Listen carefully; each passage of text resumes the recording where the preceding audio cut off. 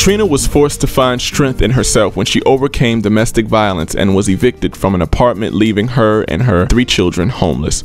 Depressed and desperate, Katrina and her family found comfort at Sarah's Hope, where they had a safe place to sleep, 3 hot meals a day, and intensive case management that helped her get her family back on track. It has its different effects. I spent a lot of my time being depressed because this place will make you depressed when you're so used to having a home and your kids are so used to having their own room. As time went on and I got to know the staff better, I got to know people better in here, it got much better for me. It got it got easier for me because we're all in here going through the same thing, and we would sit down and share our problems and actually help each other out.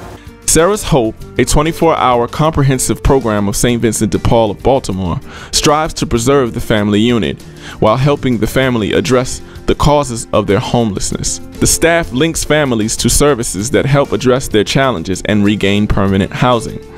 Katrina participated in parenting classes, a housing readiness class, and life skills workshops, while the children enjoyed fun activities, tutoring, and summer camp at Camp St. Vincent. Both she and her children built relationships that helped them cope with their feelings and their situation. Of course, we have our ups and downs. That's like, who wouldn't? Just 7 to 10 people parents living in the rooms.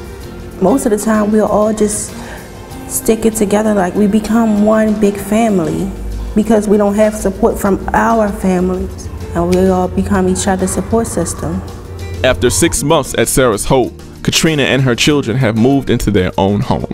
They are very excited about the next stage in their lives, but they will never forget the help they received from Sarah's Hope. I feel like a whole different person. Before I came here, it was like I couldn't hold my head up. Now I can walk through the doors holding my head up high. Now I know where I'm going. Now I can appreciate life more. It's just giving me so much. At first I didn't have nothing to look forward to. Now I have something to look forward to.